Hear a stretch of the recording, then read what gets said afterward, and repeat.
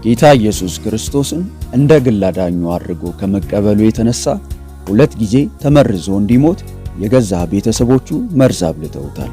ይህንን ጌታ ከተወ እጅግ ብዙ ብር እንደሚሰጡትና ባለጠጋ እንደሚያደርጉትም ቃል ተገብቶለት ነበር። ይህ ብቻ ሳይሆን የአገሪቱ ልዑል ጋርም ጭምር እስከ መቅረብና ስልጣንን ሰጠሃለን፣ ብቻ አንተ ይህን እምነትህን ተው ተባለ። በዚህ ሁሉ አሻፈረኝ በማለቱ የገዛ አባቱ ከዚህ በኋላ አንተ የኔ ልጅ አይደለህም በማለት ከመኖሪያ ቤቱ አባሮታል። ሰላም የተወደዳችሁ የቻናላችን ቤተሰቦች፣ ዛሬም በአዲስ ቪዲዮ ተገናኝተናል። በዛሬው ቪዲዮአችን እኚህን ሁሉ አስገራሚ እውነቶችን የያዘውን የህንዳዊውን ታላቅ የወንጌል አርበኛ ሱንዳር ሲንግን እጅግ አስደናቂ የህይወት ምስክርነት ይዘንላችሁ ቀርበናል። እርሶም ቪዲዮውን በትኩረት እስከ መጨረሻው እንዲከታተሉና እንዲባረኩ የአክብሮት ግብዣችን ነው። ይህ አገልግሎት ለብዙዎች ተደራሽ እንዲሆን እንደተለመደው ቪዲዮውን ላይክ አድርገው በመጀመር አብረውን ያገልግሉ። ለዚህ ቻናል አዲስ ከሆኑ ደግሞ ሰብስክራይብ በማድረግና የደውል ምልክቷን ተጭነው ኦል በማለት ቤተሰብ ይሁኑ። አሁን በቀጥታ ወደ ቪዲዮ እናልፋለን። ጓደኞቹ የክርስቲያን አምላክ መቀበልህን እስኪ ካንተ አፍ እንስማው ንገረን እያሉ በመንገድ ሲያገኙት ይጠይቁት ነበር። እርሱም ጥያቄያቸውን በልበ ሙሉነት ይመልስላቸዋል። ይሁን እንጂ አብዛኞቹ ሲሰሙት በጣም ይናደዱበት ነበር። በትምህርት ቤት ከክርስቲያኖች ጋር ህብረት በማድረግ አብሮ መጸለይ ጀመረ። እነርሱም በእምነቱ እንዲበረታ ያግዙት ነበር። በአንድ ወር ጊዜ ውስጥ ሌሎች 3 የሲክ እምነት ተከታዮች ጌታን እንደ ግል አዳኛቸው አድርገው ተቀበሉ። ሱንዳርና 3ቱ ጓደኞቹ ሚስዮናውያንን እንዲያጠምቋቸው ጠየቁ። ሱንዳርን ጨምሮ 4ቱ ወጣቶች የአባቶቻቸውን እምነት ችላ በማለታቸው የራምፓር መንደር ነዋሪዎች በሚስዮናውያኑ ላይ ቁጣቸው ነደደ። ሁኔታው አደገኛ ሆነ። መጋቢ ኒውተን የተባለው የትምህርት ቤቱ ርዕሰ መምህር ፍርድ ቤት በግዳጅ እንዲቀርብ ታዘዘ። ፍርድ ቤቱም እምነታቸውን የለወጡትን ተማሪዎች ወደ ቀድሞ እምነታቸው እንዲመለሱ እንዲያደርግ ትዕዛዝ ሰጠው። በተጨማሪም ፍርድ ቤቱ ትምህርት ቤቱ እንዲዘጋ አዘዘ። 2ቱ አዲስ የተለወጡ ክርስቲያኖች ወደ ቀድሞ እምነታቸው ወደ ሲክ እንዲመለሱ ተደረገ። 3ኛ ወጣት ግን ሚስዮናውያኑ ካሉበት ከተማ 200 ማይልስ ያለ ርቆ ካና ወደሚባል ቦታ ኮበለለ። በኋላም ወጣቱ በዚያ ሄዶ እንደተጠመቀ ለራምፓር ነዋሪዎች ወሬው ደረሰ። ሱንዳርም እንደዚሁ 3ኛ ጓደኛው ወደ ኮበለለበት ካና ጓዙን ጠቅልሎ ኮበለለ። የሱንዳር አባት ሱንዳርን የኮበለለበት ቦታ ካና ድረስ በመሄድ እናቴ ማለትም የሱንዳር አያት በጠና ታማለች፣ ወደ ቤት ተመለስ ብሎ ለመነው። አባቱ የሐሰት ምክንያት የነገረው ልጁ ወደ ቤት እንዲመለስ ነበር። ያንተን አዲሱን እምነትህን ወንድሞቼ ይታገሱዋል ብሎ አግባብቶ ወደ ቤት ሊመልሰው ጥረት አደረገ። ሱንዳር በአባቱ ልመና ወደ መንደሩ ከተመለሰ በኋላ ቤተሰባችንን አሰደበዋል በማለት ታላቅ ወንድሙ በመርዝ ሊገለው ሙከራ አደረገበት። ወደ ቤቱ የተመለሰው ሱንዳር በሁኔታው በጣም ተደናገጠ።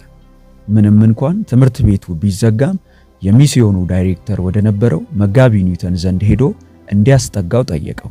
ሆኖም ሌላ መላ መፈለጉ ይሻላል በማለት ሉዲያና በሚባል የሚስዮናውያኑ አዳሪ ትምህርት ቤት ሄዶ እንዲማርና ወጪውንም መጋቢ ኒውተን ሊሸፍንለት ተስማሙ።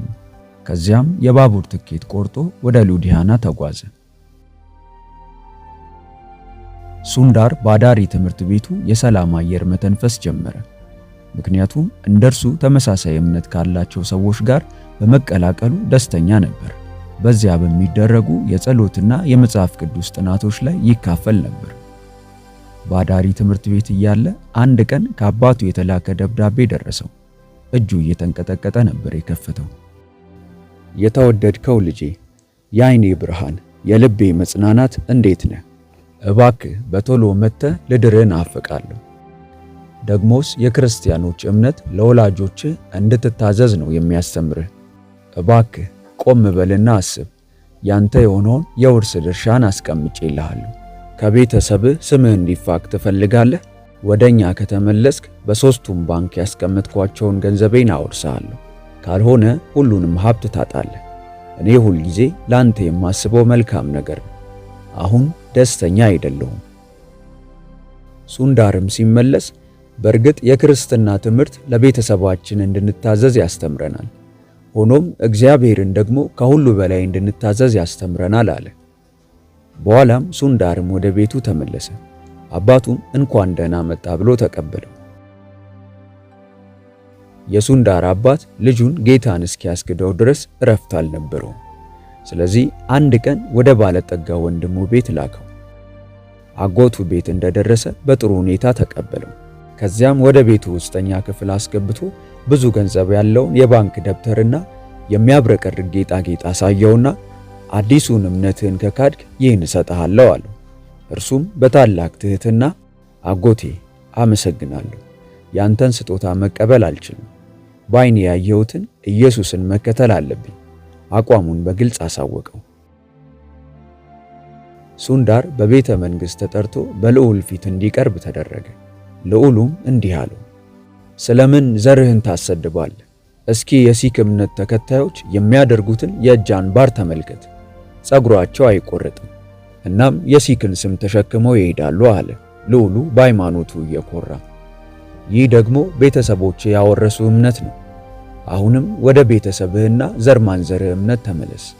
ይህንንም አዲስ እምነት አቁም። ይህንን ካደረግ ክብርንና ስልጣንን እንሰጥሃለን። ያጎትህ ልጅ የያዘውን ስልጣን ደግሞ ላንተ እንሰጥሃለን። በደንብ አስብና ተመልሰ መጥተህ ንገረኝ አለው። ሱንዳር ልዑሉ የተናገረውን አሰበ። በሲክ እምነት ተከታዮች ወንዶች ጸጉራቸውን አይቆረጡም ነበር። እርሱም ከልዑሉ ቤተ መንግሥት እንደተመለሰ መታጠቢያ ክፍል በመግባት ጸጉሩን አሳጥሮ ቆረጠው። አባቱም ሲያየው በንዴት ተንተከተከ። ከእንግዲህ በኋላ አንተ ልጃችን ተብለ በስማችን አትጠራም፣ ከኛ እንዳልተወለደ ሰው ረስተንሃል። ከለበስከው ልብስ በስተቀር አንዲት ነገር ሳትይዝ ቤቱን ለቀህ ውጣ ብሎ አባረረው። ይህንን ውሳኔ ሲወስንበት የ15 ዓመት ልጅ ነበር። ከዚህ ጊዜ ጀምሮ የሥጋ ቤተሰብ አለኝ ማለት አልቻለም። ሱንዳርም ከቤቱ ወጣ። የመመለሻ ገንዘብ ይዞ ስለነበር ወደ አዳሪ ትምህርት ቤቱ ለመሄድ በመንገድ ሲያልፍ ሰዎች ሁሉ ይሰድቡት ነበር። አንድ ሴትም እየተከታተለች ትሰድበው ነበር። ከቤት ሲወጣ ምግብ ስላልበላ በጣም ርቦት ሆዱ ይጮህ ነበር። ባቡር ውስጥ ገብቶ ሲቀመጥ አጥወለወለውና አስታወከ። ሆኖም ማንም ሊጠጋው ፈቃደኛ አልነበረም። ትውከቱም ደም የተቀላቀለበት ነበር።